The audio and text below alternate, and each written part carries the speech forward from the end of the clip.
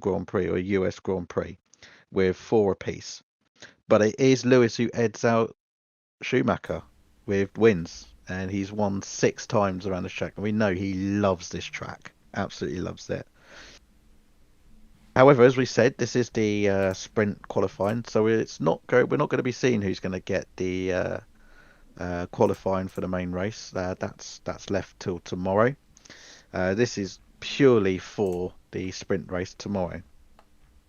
A few things just we need to go and tie ourselves up with. We know that McLaren have already won the teams championship, so that's now sewn up with a nice little bow. Oscar Piastri is the one leading the drivers' championship with 22 points for him, away from his teammate Lando Norris.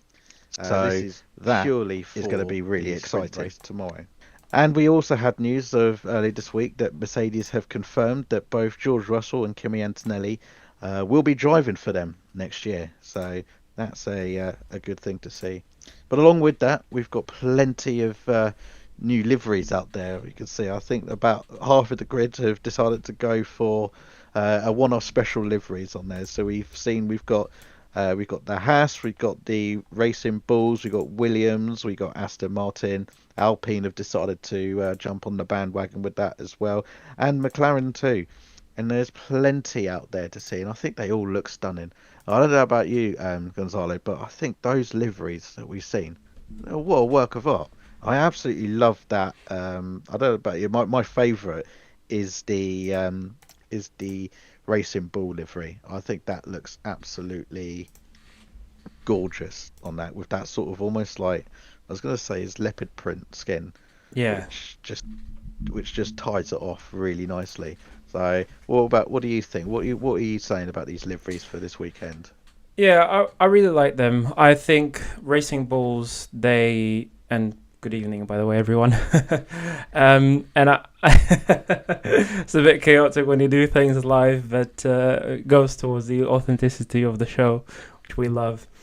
I really like what Racing Bulls have done with their livery. I think they kind of went out on a limb and took a bit of a gamble with the livery and taken some. It's kind of like adventurous, I believe. It's not often that we see teams pull, liveries as crazy looking as this one. But I mean, it kind of goes well with the brand. We all know that Racing Bulls are part of the Red Bull organization, and to be honest, Red Bull are known for doing crazy stuff, with their marketing and crazy stunts. So I do love this livery a lot. And for the other ones, I quite like them as well. I think the Haas livery looks really stunning as well. Same for the Williams. Aston Martin, not really much change there, I don't think, apart from some math equations, which I personally won't want to look at. But it'll be nice. I mean, I see a few there to calculate aerodynamic drag on there and downforce on the car, which is definitely unique and interesting. But I certainly won't focus on that too much. I'm quite sure that our listeners and viewers won't focus on that either. But yeah, I mean, like you said, we're here at COTA once again. COTA is a track that I like quite a lot. I believe it's produced and delivered over the years. I think we all love that. It's one of the tracks that we all love. I think from what I was reading before this episode, last year there was just under 100 overtakes on the race, which was nice. Let's hope that the broadcast team this week can capture a lot of them and not the elements of the Grand Prix that we don't want to watch as much as the drivers' girlfriends might be pretty and stunning. We're there's a time and a place, guys. we're all more focused on the racing. At least I am. So we tune in to see people race and hope that actually the Ferraris get a win, not to see Lando Norris's girlfriend for the 15th time. Yeah. So let's see. Let's hope that the broadcasting team has learnt from their from all the heat that they got on social media since last week. I So mean, we missed a lot of overtaking in that Singapore race. I mean, I can't remember the exact number, but I think there was a number of overtakes that just literally just did not get broadcasted, and it was a shame. But yeah, I do agree. We need this race should have no excuse because there is so many overtaking opportunities on this track. You know, going into turn one, even coming off of that back straight, going into that corner where we saw the likes of Verstappen and Norris overtaking, although they probably spent more time overtaking off the track than they did on the track. But nevertheless, there was overtaking going into that corner. Yeah, and there's a lot of opportunities here to go for it, I think. yeah, I mean And that's what we want actually, to see. yeah, this is what we paid money for. Well, this is what the fans have paid money for, and this is certainly why my dad we've kept the Sky this kept the Sky agreement as well. You know, so Yes. it will be really good to see. I mean, we're starting to see a few times coming up on the board now. It looks like Hamilton is second with Verstappen's at the top of the timesheets with a Yeah. 134.1. Hamilton's on a 134.2, Two. Yeah. which is in fact actually he's matched. No, they've not matched actually. That's just the interval. So you know, Piastri's about a tenth and a half off of Verstappen's time. Um, I don't know about you, but Hamilton has been suspiciously good through practice, and I say suspiciously good in the sense that it's not a bad thing. When I say things have gone suspiciously well, like it's almost gone too well, and I fear something catastrophic could happen. And I really hope it doesn't, because Hamilton, Ferrari just need a break, big time. Yeah. And I think this is a track for them to do that. I mean, they won here last year. Uh, and I think was it a Ferrari 1-2 last year? I think it was with Leclerc and Sainz. I want to say because it was like a I've. back-to-back victory with that this race and Mexico, I believe, Uh, and they were pretty dominant. Let me double check that for you. I honestly can't remember, but yeah, you are right. It was Leclerc and Sainz 1-2, followed by Verstappen and the two McLarens. I mean, it was that it was a very. I mean, to say, I mean, it was kind of overshadowed a little bit by the Norris Verstappen squabble, um, sort of things, and that's where there was a lot of outroar was happening with regards to kind of overtaking off the track and people being forced off, and you know, defining what we mean by going off the track and gaining an advantage and things. And yeah, there was a lot of arm flaying was going on with that. So, but no, this should be a pretty spicy weekend, I think. The gloves are now officially off because we've got Piastri and Norris uh, almost set free, I guess. I don't know after what was said today about repercussions. Yeah, I Lando wonder Norris. what that means. I mean they must be they must have been quite clear for Norris to mention him. So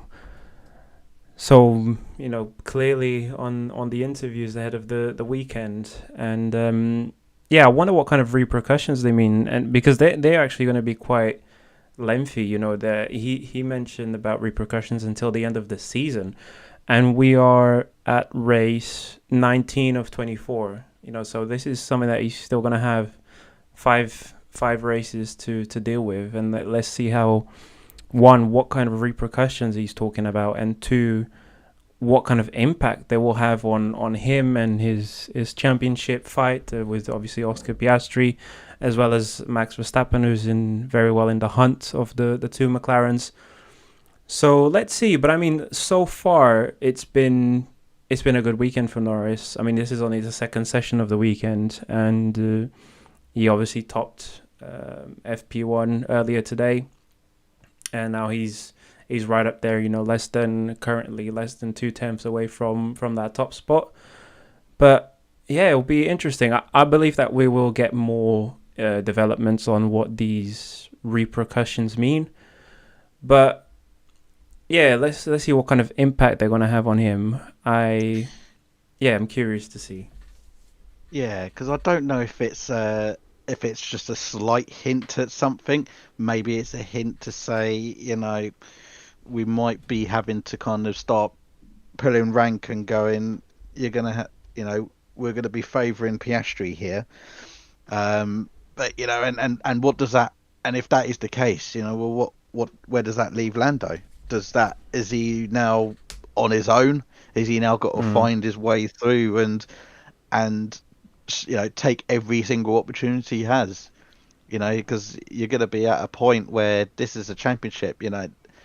If one driver wins and the other driver retires, or if Piastri retires and Norris wins, he takes the lead, and this is where it's going to get. You're really going to have to start thinking, well, what's going to happen. I think I said in the last episode that I feel like this is going to be the race where they need to observe and assess the situation before making a decision, because if they decide, if they decide to go with Piastri, then they need to make that clear. And likewise, if not, if they decide, well, Norris has got to have an opportunity, Norris has got the opportunity here. Then they need to be completely frank and open with that, because you can't, you can't have two drivers sitting in the lurch battling out to the last race, and potentially kind of throwing, having, steamed up, flared up tempers, because you end up in a situation like the Hamilton Rosberg, and Yeah, you're gonna have two drivers really going at it. Tensions are gonna flare up. Things are gonna, toys are gonna being thrown out the pram, and as a team and as a professional entity, it doesn't look good when you got your two drivers who are crashing into each other all the time for the sake of trying to get a championship win. yeah, It just looked very scrappy. So yeah. Obviously, now this for the rest of this season, I mean, they will get away with that kind of behavior because they've already obviously sewn up the championship for the year. But it does set a very bad stage for next season. What is going to be like the team dynamics going into 2026? Could that open up the doors for either a Piastri or Norris exit? And if that isn't the case, will they be able to work well together?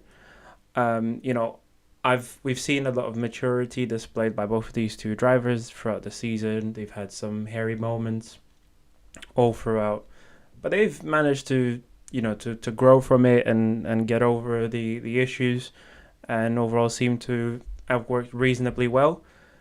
But you know, Rosberg and Hamilton, they started well as well. They were best friends even, but they ended up not being able to look at each other after that season, right? So are we at risk of seeing something like that happening here with the McLarens, or what? As I'm just looking up to my right to the broadcast. Speaking of antiques, Hamilton and Alonso keep going at it. Hamilton just got a bit blocked by Alonso sitting on the racing line, and then got overtaken by two other drivers. It's kind of pandemonium happening right now on the track. Everyone's just classic. trying to get a lap in and blocking each other off. It's like they're racing already. They're eager to go. They are eager to go. They I mean, it looks really like the are. session's come to an end now. It So, is, yes. I And mean, our bottom five, we've got Bortoletto, Ocon, Sonoda, Colapinto, and Ollie Behrman, all yeah, knocked out of Q1. yeah. I'm a bit surprised by Bortoletto. He's not set a time at all, so I'm not sure what the reasons are behind that. I reckon that's probably he must have had some kind of problem. Yeah, Uh, I mean, I'm just looking here at the team radios that he just said he did not seem like he was too happy. It's like he got blocked off on his lap, and so much so that there is been a incident being referred to the stewards, An incident. about an incident about drivers failing to meet the maximum delta time as per the race instructors. That's Yes, so they're all that going to can be result in some grid investigated. drops, I think. Yeah, but there is actually quite a lot of them. So I'll read this out to you. SQ1 incident involving cars number 6. So that's Hadjar, 22 Tsunoda, 23 Albon, number 4 Norris, number 1 Verstappen, 63 Russell, 27 Hulkenberg, 12 Antonelli, and 18 Stroll will be investigated after the session, failing to follow race director's instructions. Apologies for maximum delta time infringement. So obviously, Yeah, I'd yeah, imagine they're going to have a look and see, where they've been lifting off, if they've lifted off, um, at particular times where they should have to drop down. I don't know if you should. I think it might be best for our listeners to try and understand and maybe just discuss what the delta time is. And there's yeah, normally a certain amount of time that you've got to meet under a safety car or yellow flag condition, because yes, under those conditions you're meant to be slowed down to a certain pace. Now, if you're seen to be exceeding that, well, it's a bit like you're speeding. Think of it as a little bit like an average speed trap. So you're told to keep to yeah, within a certain speed within the average speed trap, and that's what measures the distance there. That's what the yes, delta time does. yeah, The delta time is there to make sure that you're kept within that time limit in that time frame, and if you are over it, then obviously you get pinged for it and a reprimand in. And yeah, I guess I think it doesn't quite. I guess it does work in a way for being slow, but that also does. I think that's probably more in the case of when you're under a virtual safety car or safety car situation, because if you're driving too slow, then equally that's dangerous as well. I mean, we saw it was Piastri, wasn't it, in Silverstone, who technically got done for, was it being too slow on the safety car? He did say, wasn't it? I think. Wait, you're talking this year where he got the penalty and lost the win? Yeah, No, that was because he slowed down too much actually. So they yeah, had yeah. That's yeah, yeah, they because he they had slowed a down look too much under the safety as car. yeah, yeah. I mean, I don't wanna get into it too much, but I think that was a little bit unfair of a penalty for Piastri. But they did look at the data, and he did break. I think they used Russell as the reference point, and I Yeah, think he because was Russell like got pinged for a similar over. thing. Yeah, but I believe he got away with not getting a penalty. But Piastri, he used the braking force more than double that of Russell's, and I think that's kind of what screwed him over on that race. Um, Although from his side, I do understand that. Obviously, he said that he didn't want to mislead drivers into thinking that he was speeding up and then slowing down, which obviously you can't do. But yeah, it was No, just unfortunate anyway. But yeah, in this case, a little bit different, where they like you said, they need to meet that sort of average speed to meet the average time, kind of like in a virtual safety car situation. Um, but yeah, now into SQ2 we go. Verstappen being the first one out on track, followed by Stroll, Alonso, and Russell. And we can see a lot of them lining up on the pit lane, ready to exit. Yeah, what do you think? next year is going to, just thinking about, the likes of Alonso, the announcements of Antonelli and Russell. Next year is going to be, I reckon it's going to be quite interesting in terms of the driver market. Um, to throw in a let's be honest, I think we'll probably next year will be Alonso's last year.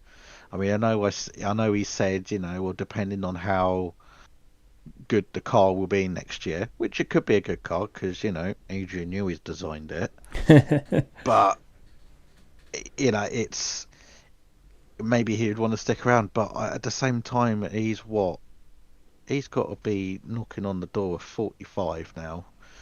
Um, I mean, and this is not to knock the wily old fox that he is, but well, there you go. He's 44. He'll be 45 next year. And to be fair, he's still putting it out there. He's still racing, and I feel certainly in his recent times, um, he's kind of enjoyed himself a little bit, I Yeah, think. But I do think next year is going to be is got to be a case of do you call it quits? I think a lot of that is always going to be how the new regulations are going to turn out, how the car is going to feel in general, what's the racing going to be like, how are you going to feel Yeah. physically, mentally driving that car? Because no disrespect, you're 44 going on 45. That's gonna, yeah, Yeah, it's that's gonna gonna be a have big a toll on his your body as well, right? your reaction times are gonna be, you know, a little bit slower. Not that they're slow already, because far from it. But as you say, it's going to take a toll on your body. It's going to take a toll on certain things. And I know we see, certainly in, like, things like IndyCar, it's not unusual to see, drivers well into their 40s and that kind of coming through, maybe sometimes late 40s. But the cars are different. The demand is different in a way. There's certain, I was going to say creature comforts, but that kind of almost makes it sounds like there's a cup holder in them, but there's not. But there's a different demand. It's a different style of racing and understanding to get to grips with the car than these F1 cars. I mean, I know the Indy cars don't have power steering and things, so you do think, oh, flipping it, they must be quite heavy to drive, but they're not putting anywhere near the same amount of G's on a road course Hmm. as they are in in kind of like oval racing format. So, Yeah. but again, I think, next year could be Alonso's last year, and then it's a case, and then, that seat is going to be interesting to see who's going to fill Hmm. that. Who Yeah. who who would go for it. Yeah. I mean, there's already a lot of speculation with that seat. There was talks earlier of obviously Max Verstappen being thrown in there, but there was also the name of Yuki Tsunoda being thrown in there due to obviously the Honda relations that they're going to have going forward. And How likely that is to happen, I have no idea, to be honest with you. I Um, I do think that is going to be the most logical move. I think so. I think so. I mean, Because well, the Honda ties, great. exactly. Yeah, that's exactly what I was going to say. And we know how much Honda has influenced the Tsunoda position within the Red Bull organization, right? And Yeah, now that they're gonna take a step back from obviously Red Bull, as we know, Ford's going to be coming in and taking on that engine partnership position, and Honda moving on to Aston Martin. They will obviously want a driver or some kind of other mean of control in the team, which they've so been accustomed to. So let's see what kind of opportunity that opens up for Tsunoda or any other Japanese driver that might be coming through. However, I think, yeah, Alonso will definitely want to have a go in next year's cars. As for performance that he's going to be able to put out on track, I think that will be interesting to see. I do agree with you that he obviously will definitely start feeling his age more and more as the years progress. But he's still, doing relatively well within the car that he has.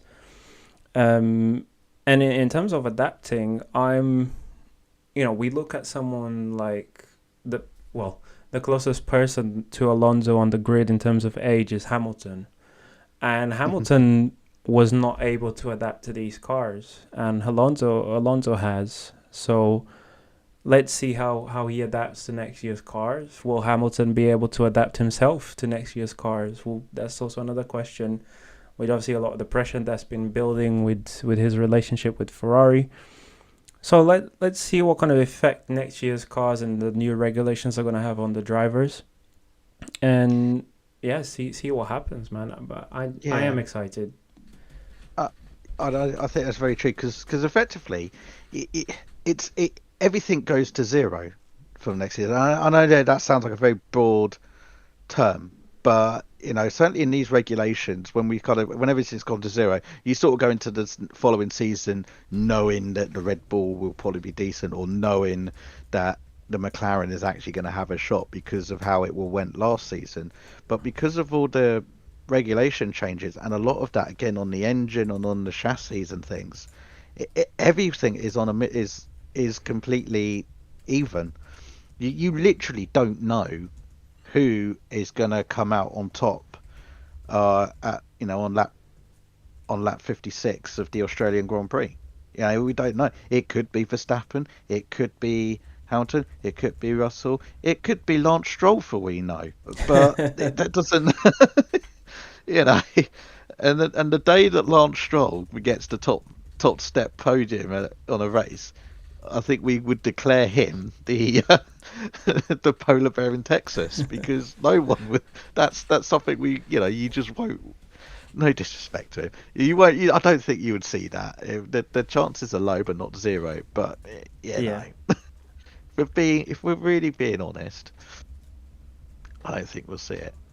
So we've just gone under the 2 minute mark now at the moment. Hmm. So We've still and got I four hate to drivers admit that it, have not set a lap at the moment. yeah. So we've got. Hulkenberg, Hadjar, Lawson, and Gasly are still doing out laps. And I'll be absolutely honest with you, Leclerc is not looking very safe, is he? Yeah, I mean, it's neither is Hamilton. neither is If I'm Hamilton, but I honest. do think, but Hamilton, I think both Leclerc and Hamilton are obviously out on the track. Leclerc's ahead, so unless he's given the toe to Hamilton, but we kind of saw this last time in Baku where both Ferraris looked really good, and Hamilton in particular, and then just something got. I mean, obviously Leclerc crashing didn't help, Well, yeah. but it wasn't helped by the fact that it wasn't Leclerc that crashed really. It was in because that was in Q3, but Hamilton was just caught out, and I think kind of just ended up getting the bad end of a terrible deal in terms of when to go out, and it's caused issues. I'm hoping this is not the same problem here that's going on. I mean, we're seeing Norris, Verstappen, Piastri as the top three at the moment, and Yeah, I mean that's I mean kind even of the expectation almost, to be honest with you. but in fact, what I'm seeing that's quite surprising me is the Williams, Sainz and Albon. Oh yeah, they're right up there, Yeah, fifth and fifth and sixth. sixth, fifth and sixth. Could they be our polar bears in Texas this weekend? I mean, oh, that'll be nice. Oh, and Lawson just set a time, which Lawson's still leaves is him 11th, so he's 11th. most likely out Best of. Yeah. best case scenario is 11th. Oh, Hadjar just went. One of them's gonna Had get that track deleted. Yeah, Lawson. Leclerc is out. I think Leclerc's out unless he's just crossed the lap. Has he crossed the I think he's on a Yeah, hot lap. Lawson's Yeah. just had his time Yeah, deleted. track limits. I was looking at that and I was like, yeah, he went way too wide. Hadjar just set a time Hulk, P10. Leclerc is currently in the elimination zone. Hulkenberg P5. Yeah. Uh, I think Hamilton is going to be safe for now, by the looks of it. Yeah, Hamilton's safe. Leclerc, you really got to put your lap in. This Yeah. is this is yeah. So you can see Hamilton's backed out because he's safe now. So I think Lawson actually getting his time deleted saved his bacon a little bit. Well, Yeah. or his vegan But bacon, not his actual bacon. but I think that will be at the expense of his teammate. Uh, Yeah, I mean, just looking at it, I, I mean, he's not. He's really not. I think. he got a yellow sector one, so yeah, I think he's out. Oh wait, he's got a personal best sector two, and he's now coming up to the end of the lap. Oh, he managed P8, so he knocked Hamilton out at the moment. Let's see what Hamilton's gonna What's do. Hamilton doing? Oh, Hamilton knocks Oh, Antonelli out. Antonelli's out. Okay. Oh, all right. What? Wait, but hang on. Antonelli's also on the lap.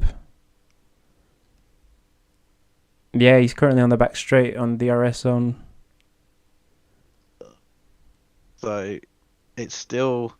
It ain't over till it's over, as they say. Nope. Nope. Still very nip and touch, to be honest. But I mean, I can't. It's difficult to tell what could be going on. I mean, see, this is just where it gets exciting. I mean, I don't want. It's yeah. I mean, you got Antonelli just coming through the final settings. He's coming Mm-hmm. through those. Was that 15, 16, So yeah, 17? No, those 18. those right-handers. He's going on to the final He's got final turns Gasly now. coming. Five. Oh, let's I mean, see. he's literally there's like 6,000. He's pulled. Is he pulled in? I think he's pulled in. Yeah, he pulled He's in. pulled in. Yeah. So Wow. So he Hamilton must have just dropped. sneaked through because By the I think he wasn't improving. That's why he backed out of it. by the by the plaque on his teeth. Yeah, that was 6 milliseconds that Hamilton managed to squeeze through. That's incredible. So Oh, yeah, and Ferrari, you're killing me oh here. mate, I don't know. So that's Antonelli, Hadjar, Gasly, Stroll, and Lawson all out in SQ2. Wilson with his time deleted, which Yeah, is but he wasn't gonna make it through anyway. I don't think because he no, only exactly. managed 11th. He So got at 11th, best didn't he'll he? get like 12th position. Well, I think Ferrari can Nice view. count themselves lucky Oh, absolutely. there. Yeah, I mean, 100%. what's happened. I mean, there's certainly some discomfort going on in the Ferrari camp, isn't there? Yeah, for a long time. What? Yeah, I mean, it is for a very long time. But I think now with Hamilton moving into that team, it's it's not getting any better. It really isn't. It's if anything, it's gone backwards when It they really made has. such a big step forward last year, and this was their opportunity to really take it and to really take it to McLaren and Red Bull, but they just haven't. They've it's they've just sort of stood around and It's fell gone with the flow. backwards. Yeah, it's like McLaren was the one that made the progress. If you think a couple of years ago, I think was it 22? They were like nearly the worst team on the grids, and now obviously they Oh yeah, won and back-to-back then championships. remember those first 5, 6 races of the 23 season, Yeah, and they were they nowhere. they were just they were just nowhere, and Yeah, then turned up at Silverstone, and suddenly it was almost as if that they remembered yeah, that they're racing. that oh yes, we're a successful racing team. We know what we're doing. Ah, I was wondering what we were doing at this track here all this time, Yeah, and it's we started seeing some big results from them, and then and unlike Ferrari, they capitalised on that to 24. I mean, yeah, I know Red Bull, if it wasn't for the fact that Red Bull started out, well, and Verstappen started out so strongly in the first half of the season, uh, Verstappen wouldn't have been champion. I mean, Red Bull certainly, I mean, a fall from grace from, from kind of leading it to the halfway mark to then suddenly third. Ferrari pipped them at the end. And I mean that says a lot about what was going on in the Red Bull camp at that time, because you had that whole thing that was broken up about Horner and the text messages. There was certainly some hostility in the camp there. There was a lot of things where Newey just was not happy with. I mean, I know he's said in his book before he doesn't quite get on with the politics yeah, and things that go within the team, and he hates that. And I think with everything going on in that camp at that time, that was probably a good time to leave. And I think everyone knew the moment that man was gone, yeah. that was the end of Red Bull, It would pretty suffer much. absolutely. Yeah, But but Red Bull have managed to pull themselves together, which is good to see. And yeah, they still haven't sorted out the number two department. no, Will they ever sort that out? Probably not. But I don't know. Actually, I think with Laurent Mekies in the hands, he yeah. will turn things around. He's I not. think so. I think so. And I've seen.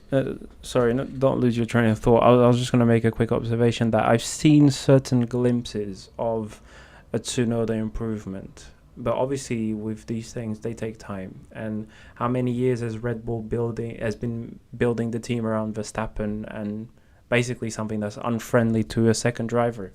It will take time to revert a lot of that. But I think if Tsunoda gets time, I think there's potential for him to be a lot better than what he's been lately.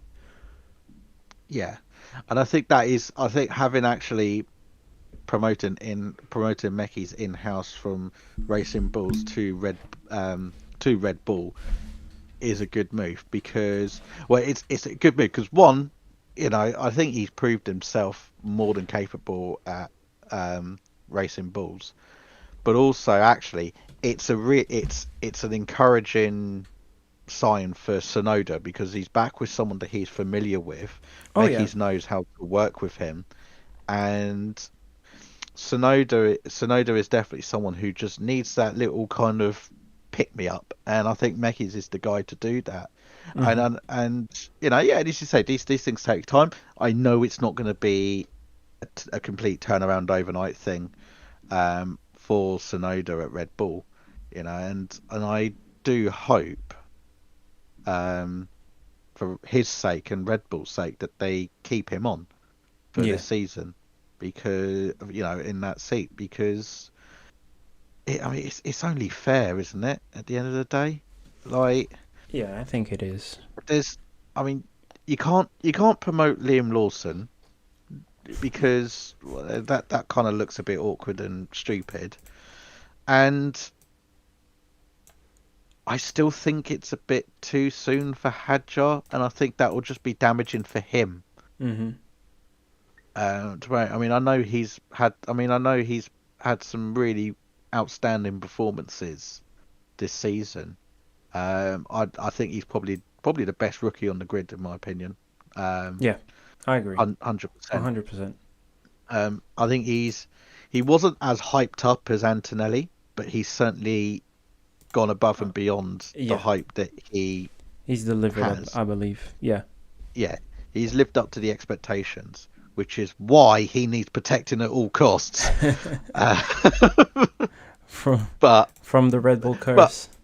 yeah, but on a serious note, I think if I was Helmut Marko, other than say just retire, but I would just keep Verstappen and keep Tsunoda because Mm. you've got there's you're moving into a new period of time with the regulations, Yeah. and and we need to see how that pans out with them and how that's going to work with the drivers. I mean, we saw that when they promoted Daniel Ricciardo from Toro Rosso to Red Bull for the 2014 season, and as it turned out, it was a fairly good move because Ricciardo actually outshone Vettel in that team massively. And I'm Hmm. not saying that Tsunoda next season is going to completely show Verstappen. I mean, we don't know, granted, Yeah. but anything can happen.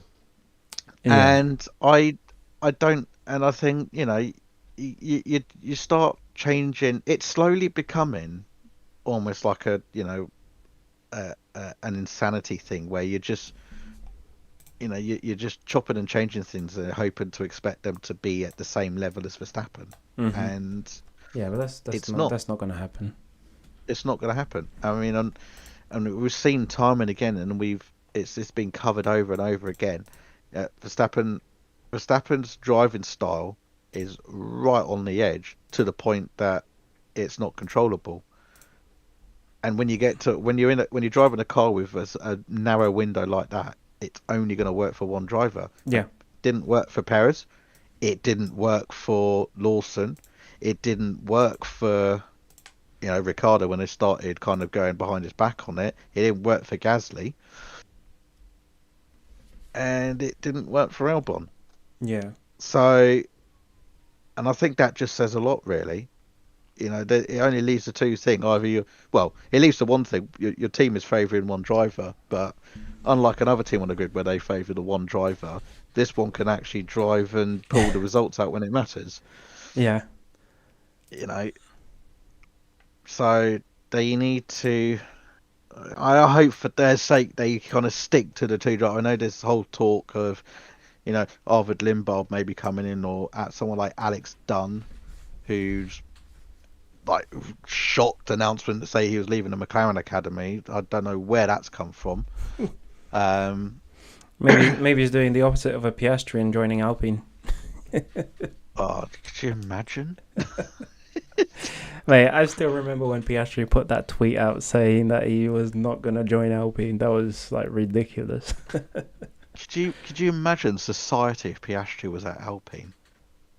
I mean, No, I can't. It's Because you then can't. it leaves the question up in the air: who would be in his seat?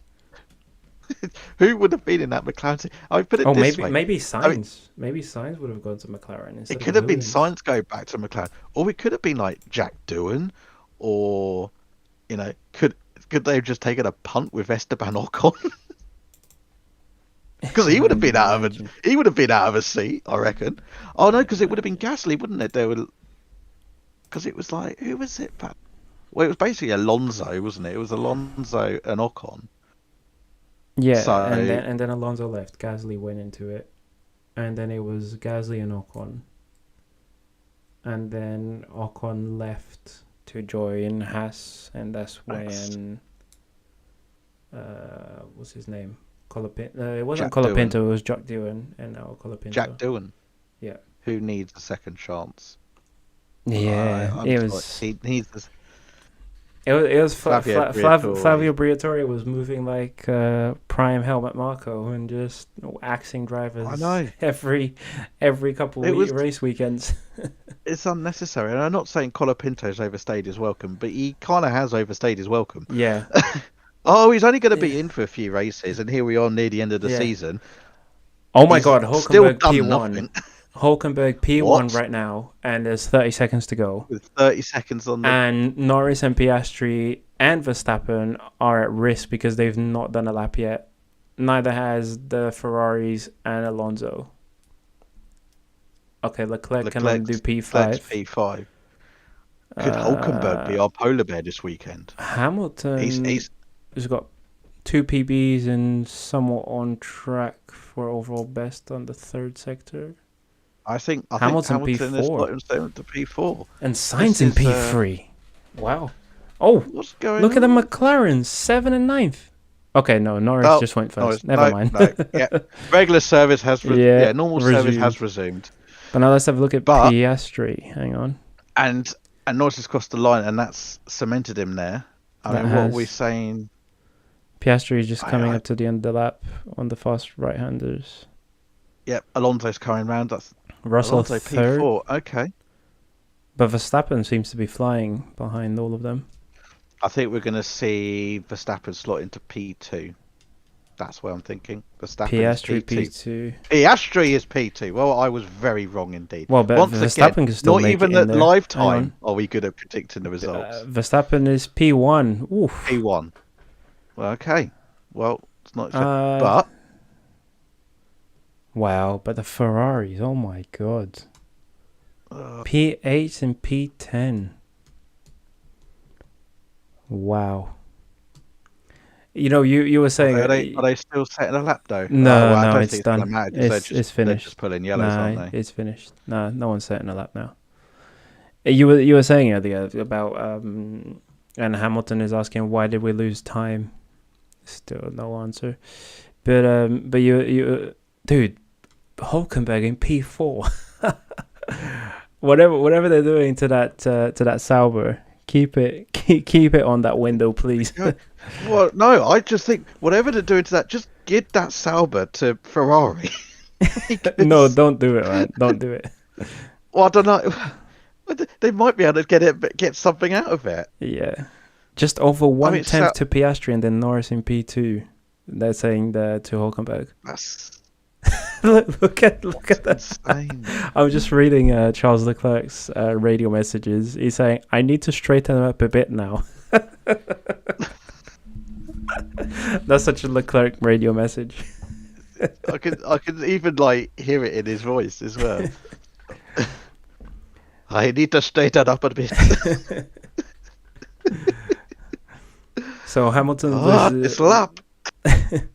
so Hamilton losing speed in turn 8 and turn 20. Those are the main ones they're saying.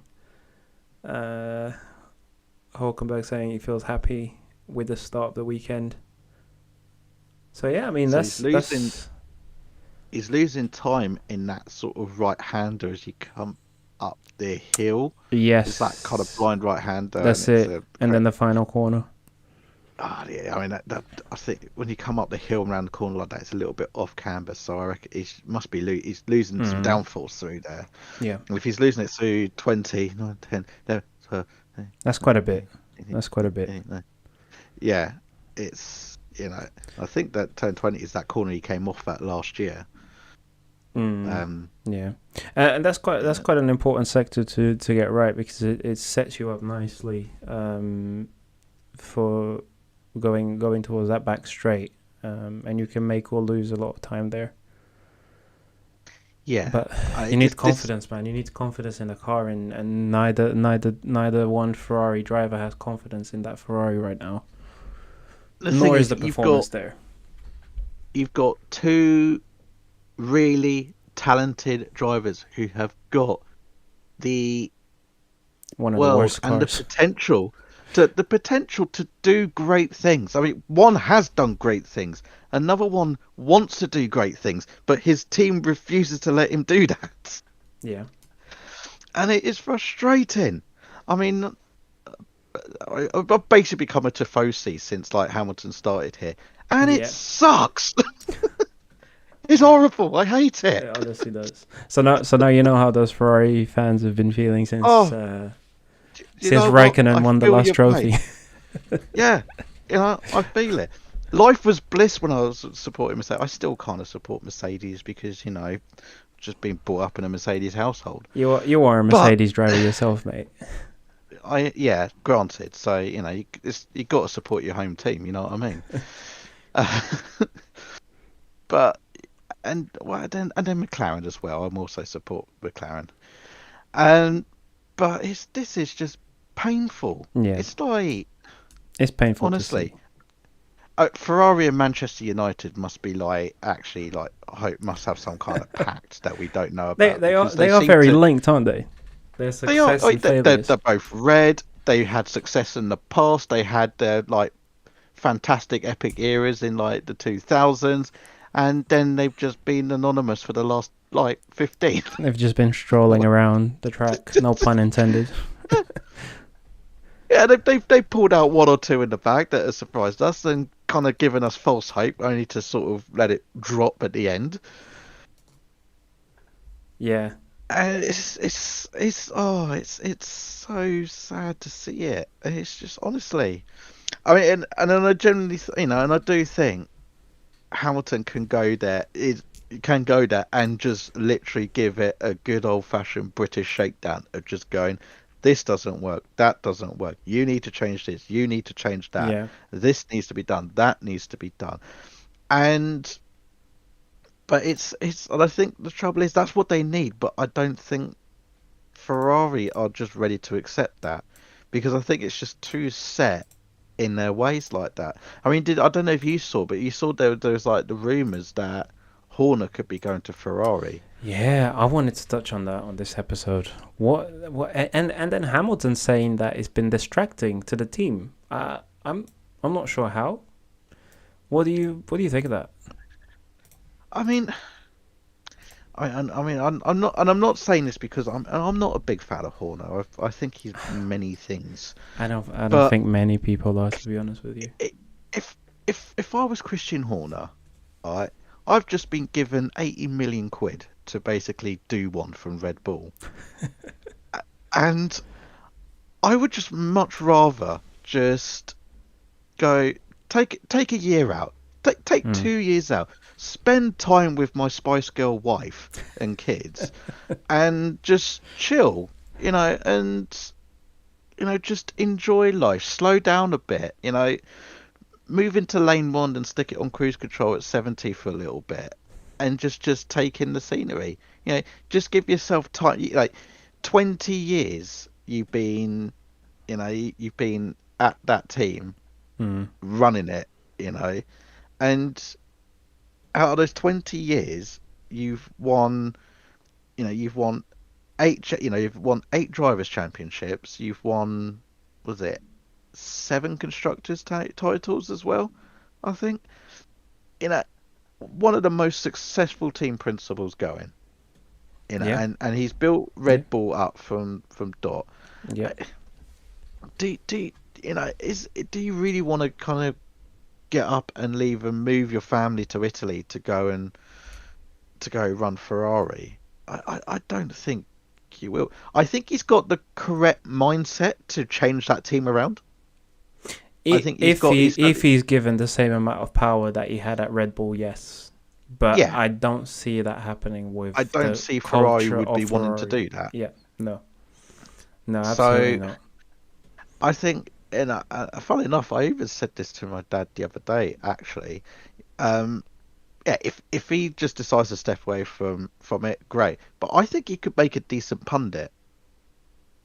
I don't know about you. I, I, Not a I don't regular know. every week, I but would have he to could see come him in. on one session to see if he has the capability of being unbiased. Because I feel like as a pundit, you kind of need to have a little bit of that of being unbiased, so you can do Yeah, an objective commentary but of a I think race. he'd certainly be more of a um. It's difficult. I was going to say more like a Bernie Collins sort of kind of person in that bit where he's You kind of think? looking at the strategy side of things. Well, yeah, Nah. I wouldn't put him in as like where like um Damon Hill or Ant Davison in like the skybox assessing things. But even if he was, but I think he could be an interesting character to have on. Oh, I think it would It's be. like Can you imagine him be like having interviewing Danica Toto Wolff? Patrick. Can you imagine him interviewing Toto Wolff or Lewis Hamilton? I think there could be some kind of dry banter between him and Toto. Oh, we absolutely would. There'll be some dry banter. Like Yeah. I can see. I wouldn't see it as straight away. I would think maybe in 2-3 years time, like he's gone away from the limelight, and then he'll appear, and you're like, flipping heck, it's Christian Horner. What's he up to these days? And I think actually, he could be good. I'm not saying he is, but it could be good. But I do think, nah, I think now I would just take a back seat and just sit on the 75 million that you got.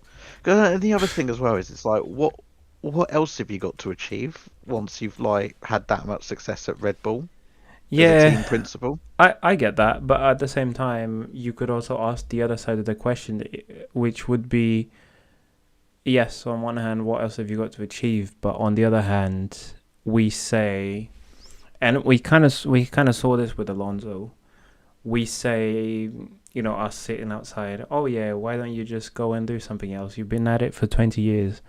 But it's kind of like, he's been doing it for 20 years. What else is he going to do?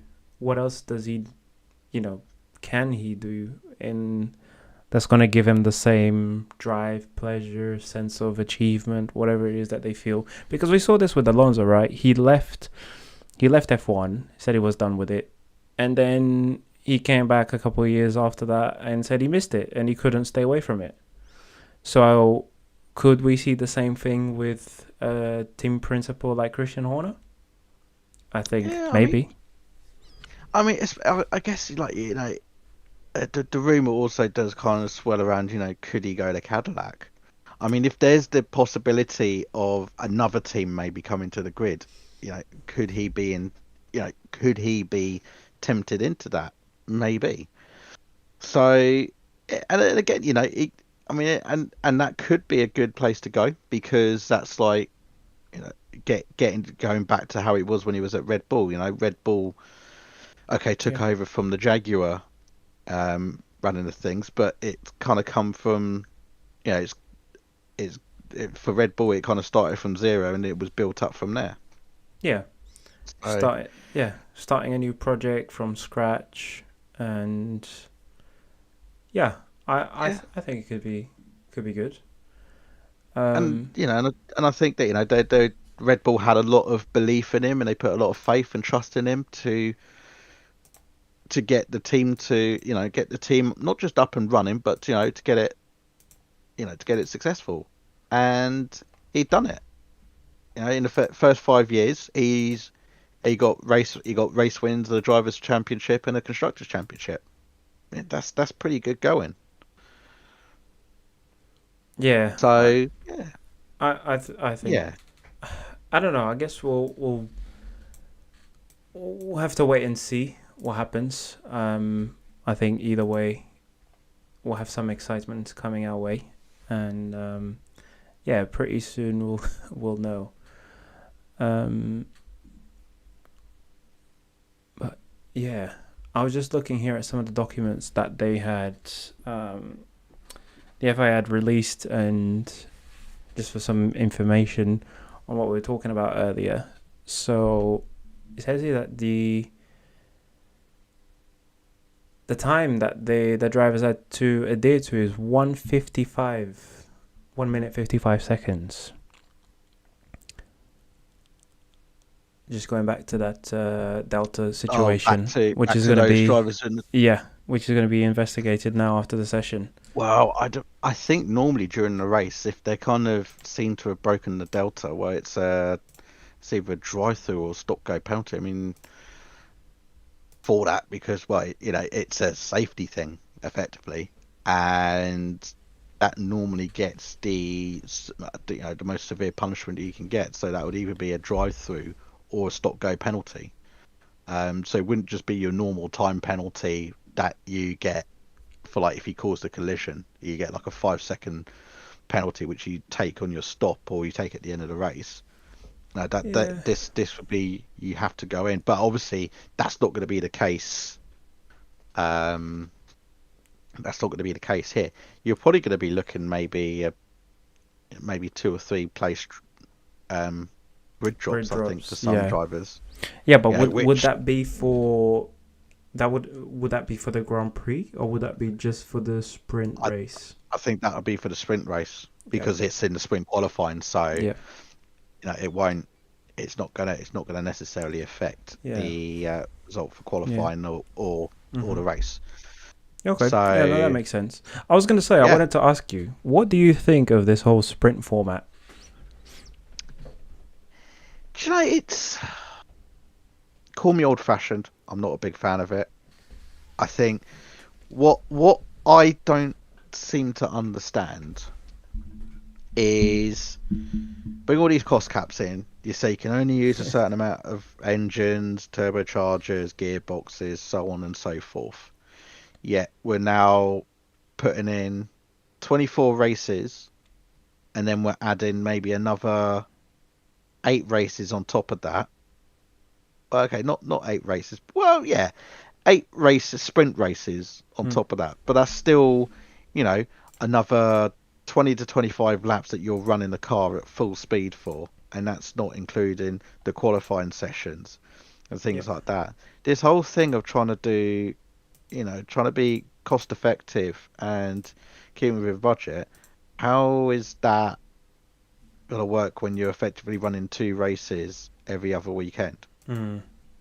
Uh, does it produce some interesting stuff? It does, but at what cost? It's it works in the lower tiers, but for this, it doesn't because it doesn't necessarily mean the races are going to be interesting.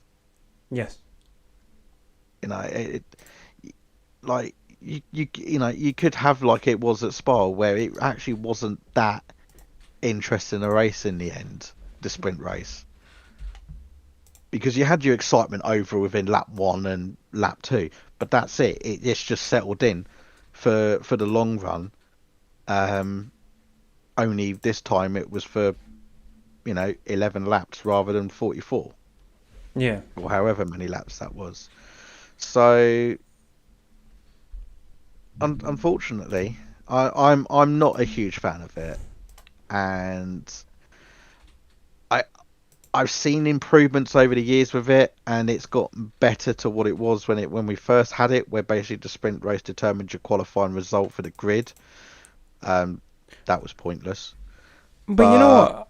I I'm gonna give a slightly different opinion to in the sense that I think that made the sprint a bit more relevant to the weekend, if you get what I mean. In the sense that the sprint determined the grid for the Sunday.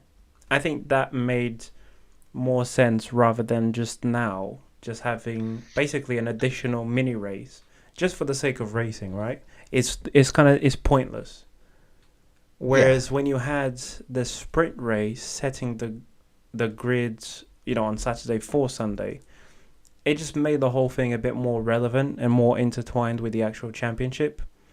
Whereas now because the other thing, it, whereas now it's like the same thing as what they're doing in football, which is just adding more games during the week, adding more leagues, trophies or competitions that people don't necessarily care about as such, just for the sake of the spectacle, right? yeah, So that's my it's opinion for of the it. show. Yeah.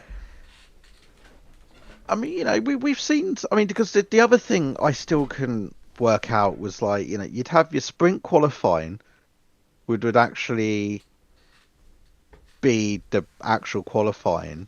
Mm. So if you got pole in the sprint qualifying, then that counted to a pole that you got almost, and then like your sprint race would determine the grid.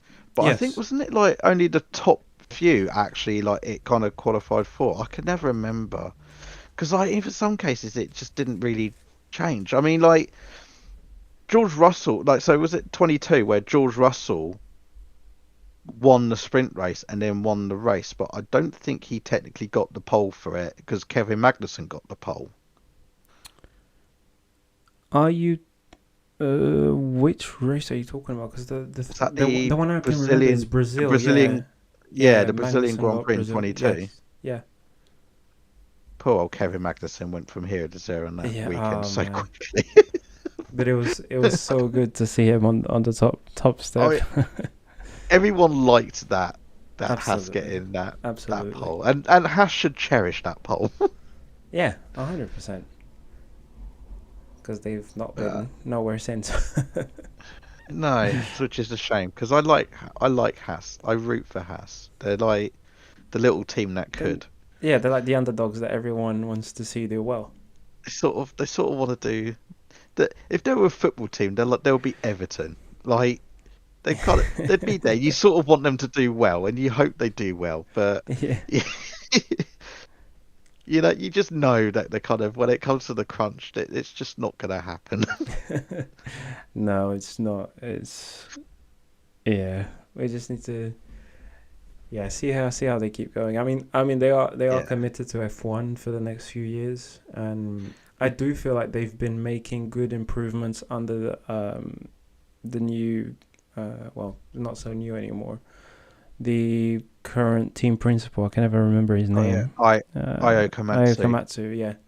I think he's made a good impact on the team. Although He has. lately this season they've kind of been a bit more MIA It- as They've such. they've But they've been a little bit anonymous, yes, but I think, but not in the sense of kind of like that. I don't think they've not had reliability issues. They've not really been caught up in that many incidences on track. They've just not been there, hmm you know. And and I think unfortunately for them, it's where where the likes of Sauber and Williams have really kind of improved. They've sort of lagged behind. yeah, I mean, yeah, they got the saving grace that they're kind of they really are. They're effectively streaks ahead of the Alpine. The Alpine is just dead wood at this point. Um, Eh, I, for it'll be interesting to see if uh, speaking of Alpine, it will be interesting to see if they will continue to stay in the sport under the Alpine name, or whether the Alpine brand that being Renault, of course, will pull the plug at some point and say, right, even under Flavio Briatore, we are not getting anywhere. So it's time for us to cut our losses and sell to someone like, say, Porsche, for example, so that they can come into the sport. Because I believe that's what they wanted to do with, wasn't it Red Bull? But then they couldn't agree on the percentage of Yeah, so control. like So they there was might be that that talk. Alpine might just say, you know what, we want to cut our losses, we'll sell the entire team to you, and that's it. Similar to what Audi are doing now with Sauber. Yeah, so there was talks of kind of like because the Audi coming into F1 was around the same time that Porsche said, "Oh, we'd be interested," Mm-hmm. and I think Porsche were initially wanting to come in as an engine supplier to Red Bull to then take over almost control of Red Bull, but they Yeah. didn't want to do that, so that ultimately fell through. Um, the trouble you have is it's like who would take over this because this is the debate about when what Andretti could have done because they Yes. wanted to come in as a new team as Andretti, but for whatever reason, uh, F1 and the heads of them didn't want to do that because they had a bit of an argy-bargy thing with the Andrettis. Mm-hmm. And the option was, well, what about Alpine? We could just buy out Alpine, but they didn't want to do that because they see that there's more value in having another team on the grid, which is why we had the whole thing of at least bring something to the table that is going to be beneficial for it. And sure enough, General Motors have gone, hello there, and given them a ton of money and Yep. gone, we want to put General Motors on the grid. And they've gone, we don't want it to be Chevrolet, it's going to be Cadillac because that's the first thing we think of when we see motorsport. Yeah. And and that's the case. So I mean, it depends who would buy Alpine out. I don't. I mean, they are going to Mercedes powered next year, so they have at least got that saving grace that if the Mercedes power unit is going to be good, then Which it has there's been there's there's relatively good. there's a there's a positive. But then there is talks that it's meant to be a really good engine for next year. But that is all talks. I, So I mean, judging by the track record, it shouldn't have fared too badly if we're honest, because Mercedes engine's been it's been all right, fairly yeah, reliable, they've and been obviously good. performance has been up there as well. So it should be all right. Because I mean, who's supplying the engine for Alpine now? Is that It's still Renault. oh, it's still Renault? Okay, It's still Renault. I mean, Renault are only supplying to Alpine, no one else now. So okay, that's it. Which is yeah, why they've kind of Renault have practically cut their losses with it and gone, well, yeah, no one's going to buy our engines, so that's it. We'll just pull the plug. You can still run as Alpine. That's fine. Do what you want, crack on, but we ain't going to fund it. Effectively, we ain't gonna fund the engines for it. yeah. So, which is why they've been able to strike a deal with Mercedes on that, which Mm-hmm. is good, to be fair. Um, but yeah, it'll be interesting. I think we'll be interested to see, who if Alpine do stick around on the grid. I'll be very surprised if they just pull out entirely, because I don't think that will happen. Because not Alpine as a team, but certainly, well, yeah, Alpine as a team, i.e., of where it is, it's been around for 40 years, as Mm-hmm. Benetton, Yeah, as Renault, as Lotus, as Renault and Alpine. It's a team of many names. yeah, Yeah, it's like Mercedes. You could trace them all the way back to the days of Tyrrell, where that's gone through. So I think someone would buy the team out, and if a team did want it to come in and take over the run-ins and things like that, maybe change the name. Probably they could do that. I would partly like to see someone like Toyota do that, but I think they've got a bit of a tie-in with Haas at the moment, so I can't see that happening um, yeah. anytime soon. But I think next 5 years it's going to be interesting to see. It'll be interesting to see. But I think that's it for tonight. We've spoken about Sprint. We've spoken about many other subjects while that has been going on. Yeah. You've literally just had me and Gonzalo just chewing the fat of life with F1, which has been good. I think it makes a change. Yeah, it's been I mean, fun. we have dearly missed Lewis and Tads, and they will be back next week, I think, um, to join us. So I hope you have enjoyed us following live what happened at this week's Yes. Sprint Grand Prix. This sounds great right now, but I mean, if you're listening to Yeah. this like 4 years in the future, it's a bit weird. But hopefully, in 4 years into the future, Hamilton's got about 10 championships now, and I don't know, Tsunoda's actually Red Bull. leading the 2030 championship. And what, But Max is a number 2 driver. yeah, well, no, you see, Max has probably gone to. I reckon Max has gone into endurance He just racing he because just left. He's just doing like he's 24-hour just Le Mans or something. yeah. He, Basically, he's you know, actually just staggered out of yeah, doing the 24-hour Le Mans on an esport and then come and done qualifying. He's yeah, ragged. yeah, dude. He's on another level. You know what I will hope for in 5 years' time. I would actually hope that, and this is a long shot, but I would hope to see Williams up there fighting for a title. Do you know what? I would like to see that, and I don't know anyone who wouldn't. And if you Yes. don't, then Don't listen to you're this wrong. podcast anymore. We won't have that kind of negativity here. Absolutely not. All Excellent. right. Well, with that, it's time to end this. Thank you so much for listening today, and we hope that wherever you are, wherever you have been, you've enjoyed it, and we hope that you continue to have a good day as well. All right. Thank you so much once again. I've been your host, Mish. Gonzalo has been my second in command, and we'll see you next week. Thanks, Mish. Ta-ra. Thank you, everyone. See you next time. All right. So that was the end of our podcast recording. I am now going to end my stream on YouTube. Thank you very much for those who have been watching. And those who have listened. You've actually listened to our latest podcast episode live. Oh no, we weren't actually like live on YouTube. I am live on YouTube still, mate. So careful with what you say. I am gonna end the stream now before you get into any more trouble, mate. Don't Before worry, we get cancelled. there's only one person watching it. I don't know who that is, but yeah, we had Hello, one fan. a very loyal fan, but yeah, no. I hope you enjoyed it. Thank you so much, and we'll catch you next time. Bye for now. Bye bye.